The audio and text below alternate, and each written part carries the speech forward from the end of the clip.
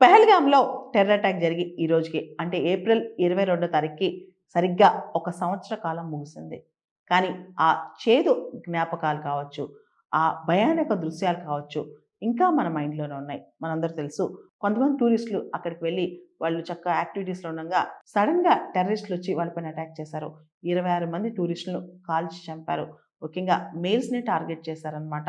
ఈ అటాక్‌తో దేశం మొత్తం ఒక షాక్‌కి గురైందని చెప్పొచ్చు అప్పట్లో. 26/11/2008 2008లో జరిగిన ముంబై టెర్రర్ అటాక్ తర్వాత డెడ్లియెస్ట్ టెర్రర్ అటాక్ ఇదే అని చెప్పి చాలామంది భారతదేశంలో అంటుంటారనమాట. ఈ అటాక్‌కి రెసిస్టెన్స్ ఫ్రంట్ అనే ఒక గ్రూప్, ఒక టెర్రరిస్ట్ ఆర్గనైజేషన్ నేనే కారణం అని క్లెయిమ్ చేసుకుంది. తర్వాత ఈ రెసిస్టెన్స్ ఫ్రంట్ అనేది లష్కర్ ఇ తోయిబా అనుబంధ సంస్థ అని కూడా బయటకొచ్చిందనమాట.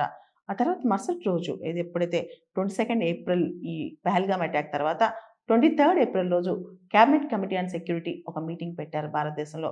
ఆ మీటింగ్ తర్వాత కొన్ని విషయాలు బయటకొచ్చాయి. ప్రత్యేకంగా ఇండస్ వాటర్ ట్రీటీ సింధు జలాల ఒప్పందం ఏదైతే ఉందో 1960 సంబంధించిన ఇండియా, పాకిస్తాన్ మధ్య ఒప్పందం దాన్ని ఇండియా సస్పెండ్ చేసింది.